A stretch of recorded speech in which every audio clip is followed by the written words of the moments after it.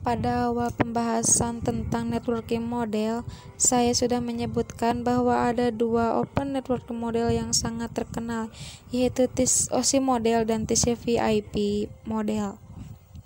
Nah, saya menjelaskan bahwa saat ini adalah hanya TCP/IP. OSI model itu tidak digunakan. Ya, karena sekali lagi teman-teman sudah belajar tentang OSI model bahwa itu tidak digunakan. Yang digunakan itu adalah TCP/IP. Karena dari sisi protokol modelnya itu TCP/IP lebih menang daripada OSI model. Itulah kenapa saat ini menggunakan TCP/IP, tidak ada yang menggunakan OSI model. Cuma OSI model itu hanya mudah untuk dipahami. Itulah alasan kenapa kebanyakan orang belajar itu menggunakan OSI model daripada TCP/IP, karena cenderung lebih mudah untuk dipelajari. Nah, sebenarnya OSI model dan TCP/IP model itu tidak jauh berbeda, bahkan hampir mirip. Dari sisi layar kita bisa lihat di OSI model itu adalah 7 layar.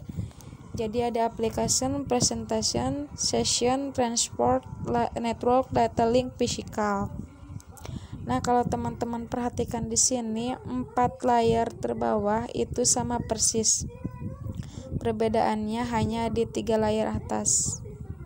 Jadi kalau di OSI model itu application, presentation, dan session, maka di TCP/IP itu hanya disingkat jadi 1 layar saja, jadi application layer. Kemudian penamaan message pada setiap layer itu berbeda. Pada OSI model itu L7 dan kemudian nomor layarnya PDU.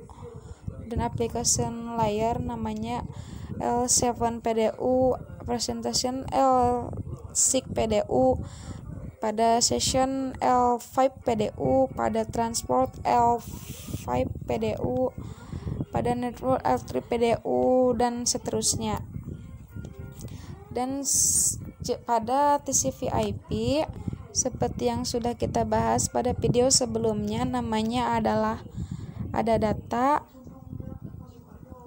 kemudian di transport ada segmen, di network ada IP packet, di data link ada frame, dan physical adalah bit. Seperti itu.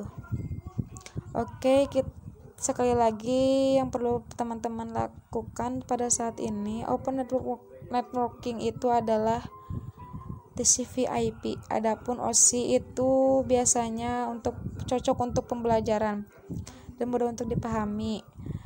Tapi kalau kita sudah menggunakan TCP/IP di 5 layar seperti ini, bukan yang 4 layar ya. Jadi kalau teman-teman ingat yang sudah saya sampaikan, bahwa di TCP/IP secara dokumentasi ada 4 layar, tapi sekarang menggunakan yang 5 layar. Nah, kalau sekarang kita udah menggunakan yang 5 layar ini, di TCP/IP model pun itu mudah banget untuk dipelajari. Oke, seperti itu ya. Jadi itulah kenapa dari awal membahasnya itu adalah TCP/IP. Karena yang saat ini yang digunakan itu adalah TCP/IP. Oke, bahas kesimpulannya. Jadi ini adalah kesimpulan dari awal sudah kita bahas di networking model. Jadi networking model itu adalah definisinya adalah bagaimana komputer, khususnya yang berbeda gender, bisa saling komunikasi dengan mudah. Kemudian ada 2 networking model, yaitu adalah TCP/IP dan OSI. Namun untuk saat ini yang digunakan itu adalah TCP/IP. Adapun untuk pembelajaran itu hanya bisa menggunakan OSI karena lebih mudah untuk dipahami. Oke, saya rasa cukup. Ini adalah